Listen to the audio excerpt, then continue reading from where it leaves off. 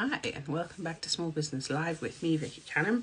Today we're going to be speaking to Ruthie Sterrett from the Consistency Corner, where she is a marketing specialist, the CEO and founder. And I'm just going to add her in, and then she can come and tell us a bit more about herself.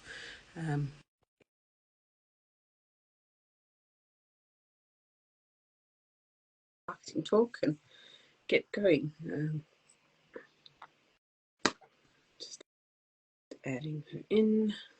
There you go. Hi, Ruthie. Hello, how are you? I'm good, thank you. How are you? I'm good. Oh, my phone's falling on me. Mine does that all the time. There we go. I normally start this by asking people what the weather's like in their part of the world, but I know you're in Florida, so I'm just going to be upset. So it's windy and cold here in the UK. Oh, my goodness. I won't tell you how nice it is here then. What part of Florida are you I in? am between Tampa and Sarasota on the Gulf Coast. Nice. Yes. Very nice. And this March and April are the best times of year to be here. Yeah, I can imagine.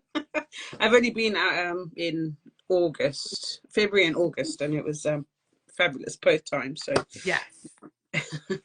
So, Ruthie, thanks for coming on, coming to tell us about your business. So, I'm quite excited to hear about this, particularly about the 9Grid Instagram page and like working on marketing without focusing too much on Instagram. So, Yeah. why don't you tell us about yourself and your business, and we can start from there. Yeah, well, thank you so much for having me. I'm Ruthie Sterrett. I'm the founder of the Consistency Corner, a marketing agency that helps business owners take off some of the marketing hats because we're often, as we're growing and scaling, we want to get back to leading our team and serving our clients, which is usually what business owners got into business to do.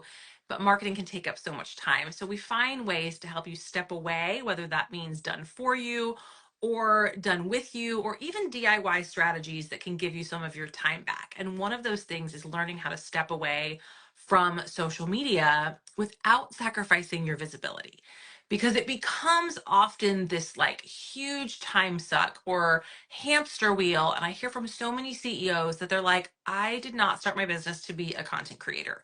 I had no idea I was going to have to create so much content. And that's why I love the Instagram 9Grid strategy, because it helps you check the box of having a professional and strategic presence on Instagram without having to constantly pump out content. Great. So, how would that work? On one of my Instagram pages, I do have a 9Grid thing, but I don't actually know how it's working. I got annoyed with having 3 Instagram pages. So, what is the purpose behind it, and how would it work? Yeah, well, I love that you mentioned that you got annoyed of having multiple Instagram pages, because that happens to a lot of business owners. Maybe you've built your business with your personal brand, your name, and it has grown to be more than just you. And so now we've got an Instagram profile with the business name, and maybe you run a podcast or you have another business offering or a sub brand, and now you've got an Instagram for that. And it's like, oh my God, this is too much. And so a 9Grid can serve oftentimes as a placeholder for some of those profiles that maybe you just don't have the bandwidth to be active on right now, but people are still looking them up. They're still tagging them. You're still tagging them on your other accounts and kind of connecting them. So if you're not familiar with a 9Grid strategy, what it is, it's a visual content strategy where we turn your Instagram profile basically into a mini website or a brochure or a magazine cover I might use to describe it. And when I say it's a visual content strategy, we take those top 9 posts, which are typically what people see first on your grid when they visit your profile, and we design them together. So they're all connected. And so visually the user can see, oh, they're telling a story here. There's something going on. This is not just random. And when I work with my clients, we're really intentional about what content we put in those 9 squares so that we're making sure we are telling the reader who you serve, the problem that you solve, the transformation that they can go through when they work with you, how they can work with you, what free resources you might have, and where else you might be hanging out if it's not on Instagram. I love it for people who are really active on LinkedIn. because sometimes your audience is more of an Instagram person, but you can tell them, hey, I'm over here on LinkedIn if you'd like to connect, or if you are using multiple profiles. I just did this for a founder who does a lot of speaking engagements, but she's focused on her company profile right now, and that's where she's creating content. But people were looking her up by name. So we did a 9 grid pointing people over to her company profile and saying, but hey, I do speaking engagements. If you'd like to collaborate with me, the link is in bio to schedule a call. So it's really, again, about being intentional with that content. And when I say it's a set it and forget it strategy, once we put those 9 posts up, and it can actually be 12 or 15, I'm extra. Sometimes I've even done ones that are 18. But we don't post anymore. We just leave them there. And so it stays as a way that no matter when somebody hits your grid, you know that they're consuming the content necessary to nurture and further along that relationship with you. It's a really good idea. Then I think quite often we get stuck on having to post every day, and it gets, like you said, it becomes a lot of pressure. So having the option to go, actually, I need to step away from this and put that permanent thing in place is really cool. I've seen it done quite effectively with a restaurant. There was a pop-up restaurant where they just had 9 grid image of one of their dishes and a black background, and it was fantastic. So yeah, I think it's a really clever idea. Yeah, and one of the questions I get from people a lot is, well, what about the algorithm? Won't the algorithm be mad if I'm not posting? Okay, first of all, let's ask ourselves, is the algorithm helping you at all? Because if it's not, who cares? Like, let's just put that over on the shelf and not worry about it. Let's create great content that serves our clients and let the algorithm do what it does. Now, if you are a business that is actively getting a lot of clients already from Instagram, you're getting a lot of sales from Instagram, we might think about how can you leverage stories? How can you leverage reels? But at least putting the grid content up there helps us know that we've got one less thing to worry about. We've got one less thing to do. I actually really love a 9 grid for podcast hosts because you can leverage reels with clips of your podcast.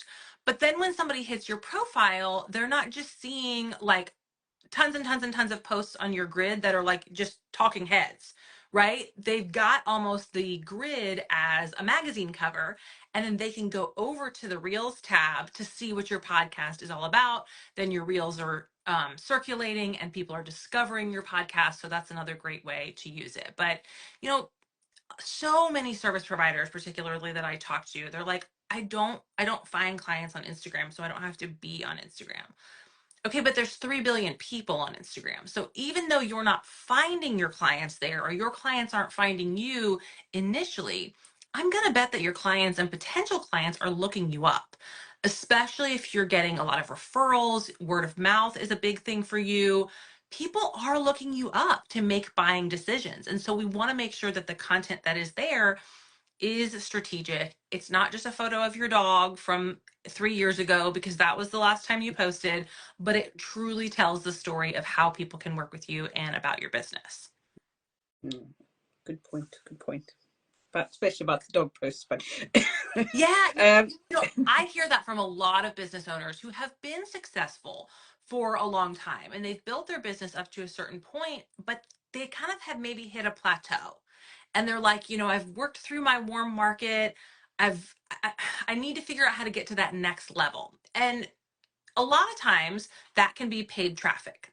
Paid ads work at certain times, but they've got to work alongside organic content. And so sometimes a 9 grid is a great way to check that box. If we're going to run paid ads and test that out, then we've got really great content to go along with it that's organic.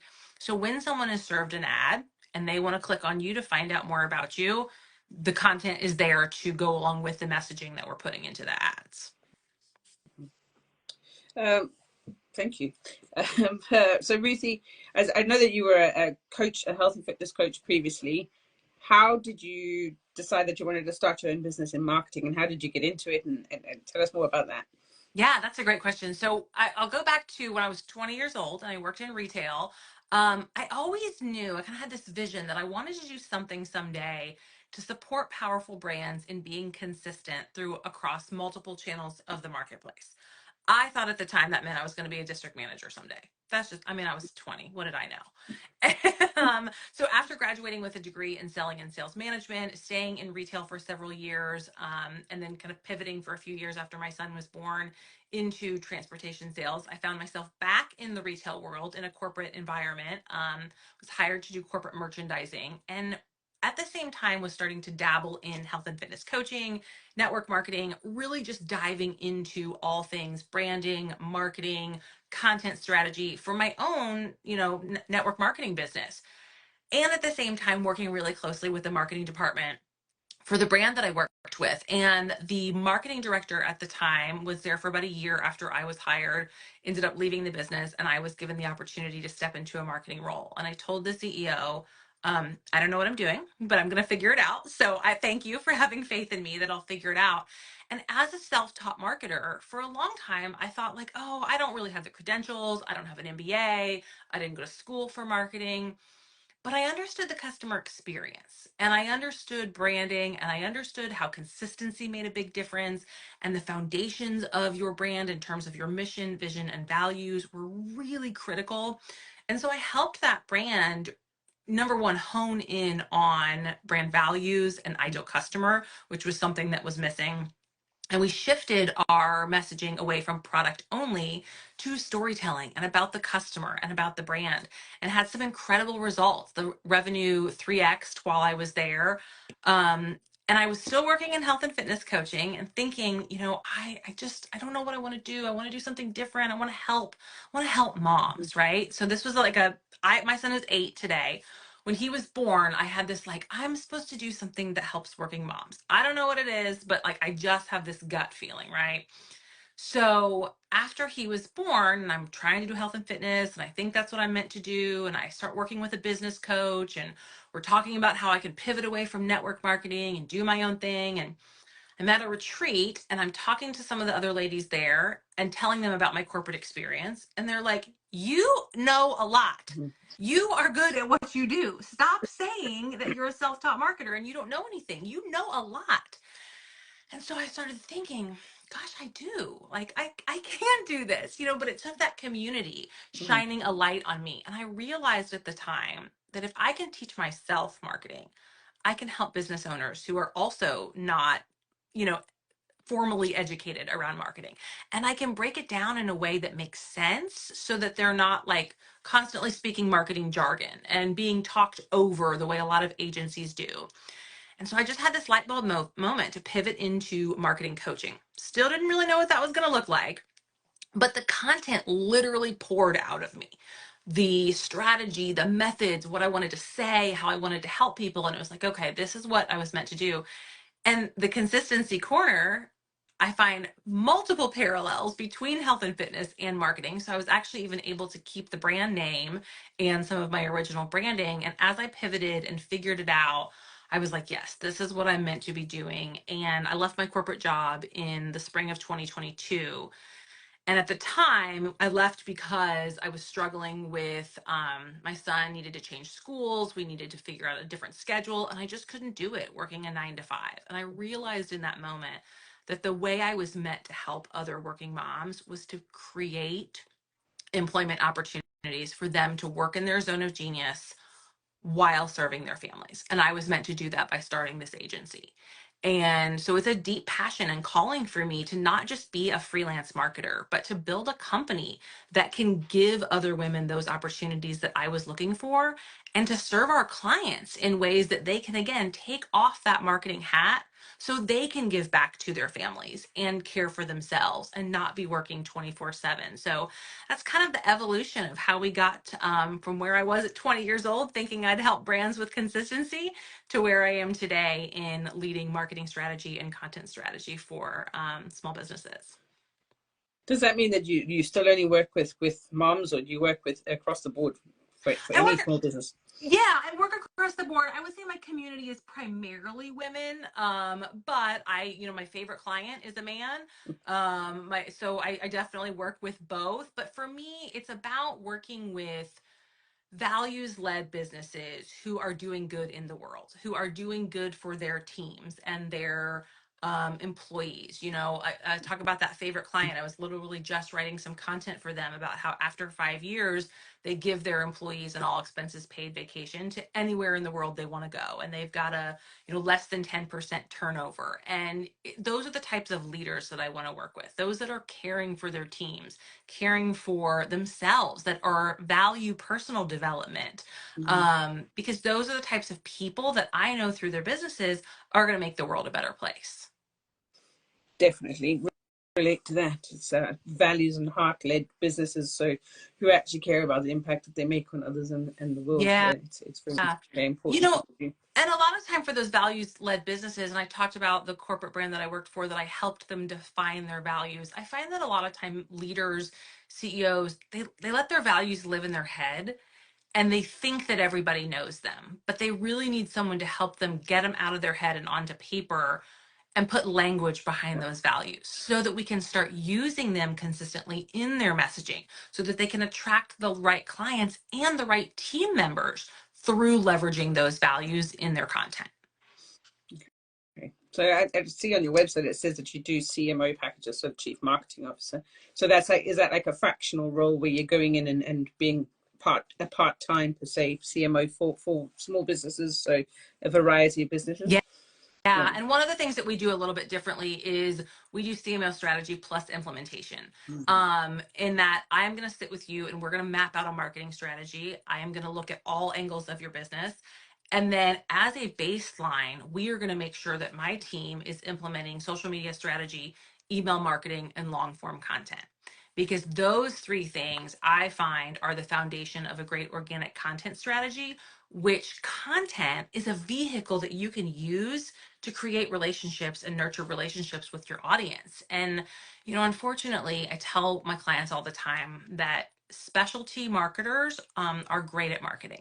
So you're often going to have people who specialize in either paid traffic or SEO or even, copywriting or messaging. A lot of specialists are going to pitch you and you're going to see their messaging out in the world and think like, that's the thing I need. It's the shiny object. That's the one thing that's going to fix my business. There is no one thing. There is no shiny object. And so I want to be that strategic partner that can help see the forest through the trees and see the entire roadmap that we need to get from your brand to your business goals through content. And so I work with you on a custom strategy, and then my team can help implement by creating that content for you if you don't want to be a content creator. And then we have other packages where I can give you a content plan if you have an internal team that wants to do it, or the done for you 9-grid package, where we basically take the social media off of your to-do list by putting a 9-grid up and getting that done for you. Yeah, I think the shiny objects is a big one. You sign up for a course and you go through it and you think, oh no, don't know about this. Oh, another shiny object. So you pick that one up and you don't implement that one either. So I think that implementation piece that you're offering there is probably the game changer for most people in the marketing realm. Yeah. And I want to talk a little bit about why consistency is so important. And I had a mentor several years ago, this was in the health and fitness space actually, that shared the success equation with me. And I love this because it can apply to so many goals you're working towards in your life, whether it's marketing, business, relationships, health and fitness. But the success equation is that any result we want is the formula to get that is time plus consistency plus an intensity we can maintain multiplied by belief. So whatever result you're looking for, if the result isn't there, we are going to go back to those 4 ingredients. Have we let enough time pass? Maybe we just need to be patient, which I know is hard. Have we truly been consistent? And consistent doesn't have to mean constant, but have we been consistent? Are we doing the action at an intensity that we can maintain consistently and that moves the needle? I love to use a running analogy here, where if you want to run a marathon and you say like, okay, I normally don't run at all, I sit on the couch, but I'm going to run a marathon and I'm going to go run 10 miles a day every day for a week. Well, after 3 or 4 days, you're probably like, I'm going to die. This is terrible. I hurt myself. I quit. After 3 days, I'm not sure it would take that long. Right. Maybe after 1 day, because you're trying to go at an intensity that you can't maintain. So on the flip side of that, you could say like, okay, well, I'm going to start out by walking around the block. I'm going to walk around the block every day. Well, that's not an intensity that's going to move the needle. So we've got to find the balance between the intensity that we can maintain that will move the needle that we can be consistent with. And sometimes it takes an outside person to help you figure that out. I know I'm the same way. I put 87 things on my to-do list when I really only have time to do about 3.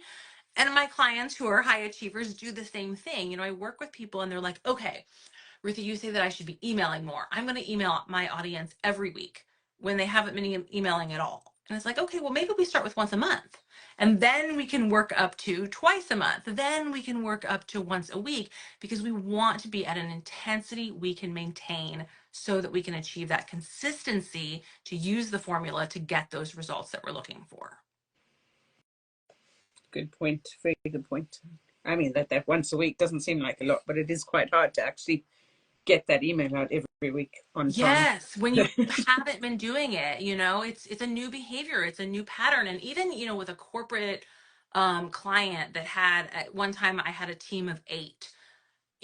This was when TikTok was first starting out, and we were talking about our marketing strategy and the containers that we use to reach our clients. And we kept talking about TikTok and we should be on TikTok. We should be on TikTok. And I was like, no, we shouldn't, because until we can be consistent in the containers that we're already using, I'm not going to layer in another container where we're going to throw some spaghetti at the wall here and there, not be consistent, not actually get results, and just waste our resources. And so anytime I hear newer business owners or business owners with smaller teams trying to say like, well, I got to do all the things. No, you don't. Let's pick one thing. Let's get really consistent with it. And then we can start layering on other things. Good lesson. Yeah. So what is one thing that you wish you knew before you started your business? Oh, that's such a great question. And it's a conversation I've been having with a lot of my community lately. One thing that I wish I knew is that your revenue might dip and your revenue might flatline, and that's okay. That's normal. We hear so many income claims on the internet. I made $30,000 in 3 days. I had a $10,000 day. I had a 100K launch. And if that's not our reality, we think like, oh my God, there's something wrong with me. Oh my God, I'm doing something wrong. No, it's normal for your revenue to dip. It's normal for it to go up and down. It's normal for it to sometimes flatline. And it doesn't mean that there's something wrong with you.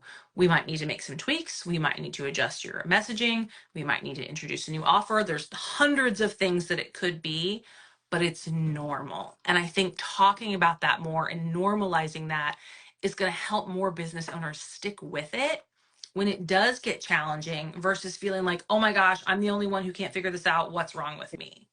Yeah. And there's a difference between revenue and profit. Yes. Oh, Yes. that's such a great point. We could like do a whole podcast on that conversation. Oh, yes. The 10K in 10 minutes thing makes me really mad. Yes. Yes. And it's really hard because you see people who are desperate throwing everything that they have into something because they think that it's got to be possible because everyone's telling them it is. So that's part of why it makes me mad. The other part is because it's not true. Yeah. But, Well, and I can even say from a corporate perspective, I worked in a fitness brand, and we would often in, board meetings and conversations, leadership meetings say, well, what is Nike doing? What is Lululemon doing? Y'all, we are not Nike. We are not Lululemon. We do not have their budget. We do not have their brand equity. We cannot try to copy a playbook from somebody who's on chapter 300 when we're on chapter 13. And that's what is often happening with those income claims, is because that's the like quick hit. That's the clickbait. That's the thing that's going to get our attention. And we all fall for it because we wish there was an easy button, but there's not. It's about charting a course, sticking to the path, making tweaks along the way, and not letting those shiny objects, kind of distract us from our goals. yes. So are there any upcoming projects or expansions or exciting things you're working on at the moment that you want everybody to know about? Yeah, so we talked about the 9 grid, and I have a package called a done for you 9 grid. So if you are curious about like, is this for me? Can I do it myself? Do I need help with somebody doing it? I encourage you to visit our website, theconsistencycorner.com/decide, and it will literally walk you through whether or not A, you should do a 9 grid, B, can you do it yourself, or do you need help getting it done? And I love to work with business owners on those packages because it's like a VIP day or a VIP offer, VIP Hmm. week, I guess you could call it. But then the box is checked for social media and you don't have to worry about it anymore. And we really customize the packages to what you need. We can add on a 3-month content plan. If you need Hmm. help with email marketing, long form content, we can add on a brand refresh. If you're like, oh, I don't even know, I don't have brand colors, I don't have a logo, or my branding sucks and I don't like it and I want to do something different, we can do all of those things to help you get there so that you can make those incremental steps in the process to build a strategy that you can be consistent with over time to get those results. I saw as well as the 9 grid strategy, you also do a full funnel strategy. You offer Yes. that as well. Yeah. Yes. So along with the 9 grid, and this is, when with our CMO level strategy plus implementation clients, we start out by building an annual plan, an annual full funnel plan. And when I say a full funnel plan, what that means, because I don't want to speak like jargony, but what that means is we look at attract, nurture, convert. What are the containers or the strategies that you are using to attract clients? Is it reels? Is it SEO content? Is it paid ads? Is it referrals? Is it affiliate marketing? Is it bundles and summits? There's so many different ways to do it. We're going to figure out what makes the most sense for your brand and your season of business. Then we're going to look at nurture. Where are you nurturing your audience? How are we using email? How are we using social media as a nurture tool? Are you doing direct reach outs? Do you have a lead magnet? All those types of things we work through. And then convert, where are we converting clients? Where are we asking for the sale? How are we doing in terms of sharing links on social media or email marketing? And figuring out again the consistency and the intensity that you need to leverage to achieve your business goals. I work with business owners to say, what are your business goals? Now let's work backwards and reverse engineer it to figure out what we need to do to move the needle and get where you want to be. And I will be transparent with people. If they say, well, my goal is to make $100,000 this month, and last month you made $5,000. Okay. That's probably not realistic unless you have a huge budget for ad spend to drive traffic to your site. And even if you do have a huge budget for ad spend, if you have a 0% conversion rate, we're not spending money on ads. Hmm. We're not spending money on ads until we figure out the messaging that actually helps people convert. And that's the one thing where, having a sales background, I get really fired up between sales and marketing, because a lot of agencies will be like, well, as marketers, our job is to drive traffic to your site. Hmm. Okay. Then what? And there's a lot of agencies that will just step back and be like, that's not our job. But everybody's got to work together. Everybody's on the sales team when it comes to helping a business be successful. Absolutely. I actually heard, I don't know if you know Carrie Green, but she was on a podcast recently where she said she built her list for 3 years before she started selling a single thing. Yeah. That's insane. Yeah. It's And like, I get it. We need to make money. We are in business to make money. I get it. Most of us are not independently wealthy. We don't have, VC backing or, piles of cash sitting around. And so we do sometimes have to get scrappy in the beginning to find ways to make money to fuel those next phases. But it is helpful to know that when somebody says, I had this great successful launch, but I literally did nothing but build my audience for 3 years. Okay, now that makes sense because we see the whole picture. yes, I would just wish more people would show the big picture and show what went into it beforehand. And also when they say we're going to show you exactly how we did it. I want to know how you do it now, not how you did it 3-4 years ago. So Yes, that's such a great point, because what worked 3-4 years ago might not be working anymore because the market has changed. The audience has changed. I'm seeing this a lot in conversations around, what's happening in 2024, that the market is way more saturated than it used to be. 2020 came in, everybody and their mom became a course creator and a coach. A lot of people got oversold and under delivered. And so people are really leery now, and it's taking a lot longer for people to make a decision. It's taking a lot more social proof. It's taking better messaging, sharper messaging, because of the way the market has evolved. Yeah, 54 touch points is what I most recently heard. So that's a lot. Yeah, and that's one of the things where I talk with business owners about content. I love that statistic about 54 touch points of like, hey, if you feel like you're saying the same thing over and over and over again, you're doing it right. Because that's what you have to do to be able to cut through. You have to say the same thing over and over and over again for it to stick in today's Yeah. totally content saturated Yeah. world. I follow Brendan Bouchard, for example. I can tell you his backstory word for word because I've heard it so many times. Right. It's getting to the point where I'm thinking, hang on a minute, I've heard that before. So yeah, it's definitely something that you have to keep going with, but it can be quite frustrating to be the content developer who's writing the same thing in a different way over and over. Yeah, and that's when it might be time to get some support, to have a marketing strategist work with you, or even to outsource to done for you content. And a lot of people think, I'm just going to bring on a VA to do that for me. Okay, that's fine. You could absolutely bring a VA to do that for you, but you better be able to hand them a strategy. You better be able to hand them a well thought out, detailed messaging and brand guide, because that's your job as the founder. And if you were like, I don't have the skill set to even create that, that's when a CMO or a marketing strategist might make sense to help you so that you can get all that stuff out of your head on paper in a clear way that a VA or a team member can actually leverage, so that they're set up for success. Absolutely. It's not your VA's job to write strategy for you. So, yes. Okay.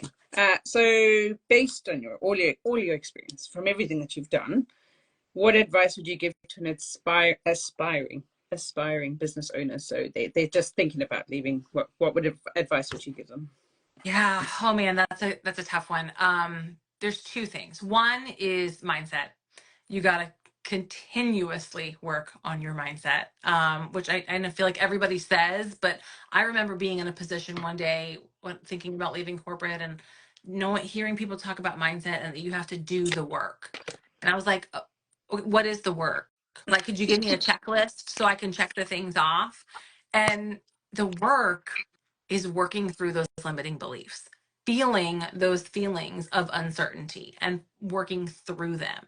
And that's work that doesn't stop. So continuing to do that and working on that.